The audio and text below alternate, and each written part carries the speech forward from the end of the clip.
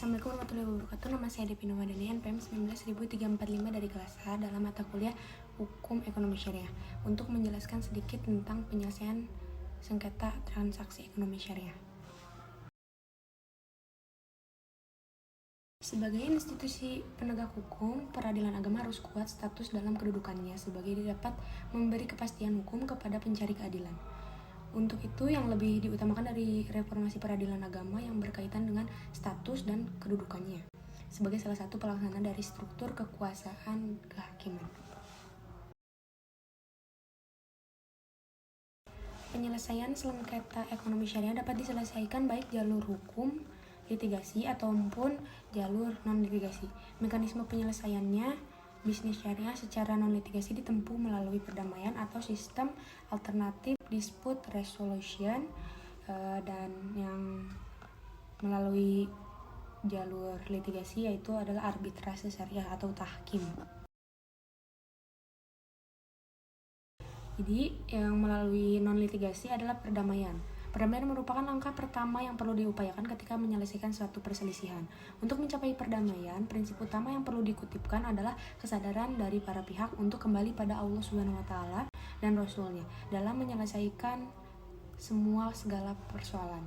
Landasan hukumnya adalah pasal 1338 KUH Perdata.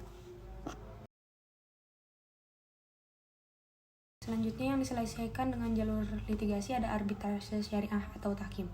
Arbitrase syariah atau tahkim penyelesaian sengketa perdata di luar pengadilan yang didasarkan pada perjanjian arbitrase yang dibuat secara tertulis oleh para pihak yang bersengketa.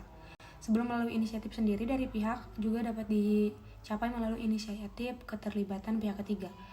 Keterlibatan pihak ketiga ditempuh apabila pihak yang bersengketa tidak mampu mencapai kesepakatan damai. Selanjutnya ada kewenangan peradilan agama dalam menyelesaikan sengketa ekonomi syariah. Ada dua. Pertama, kewenangan peradilan agama pra dan pasca perubahan Undang-Undang RI Nomor 7 Tahun 1989. Dan yang kedua, ada kewenangan peradilan agama pasca lahirnya Undang-Undang RI Nomor 21 Tahun 2008.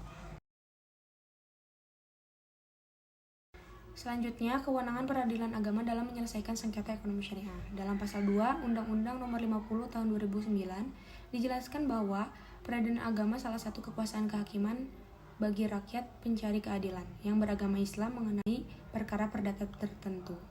Pasal 2 Undang-Undang Peradilan Agama melekat asas personalitas kesusilaan yang bermakna bahwa pihak yang berperkara harus memeluk agama Islam. Perkara yang disengketakan di bidang perkawinan, waris, hibah, zakat, wakaf, dan lainnya. Yang ketiga, hubungan hukum yang melandasi keperdataan berdasarkan Islam dan diselesaikan berdasarkan hukum Islam.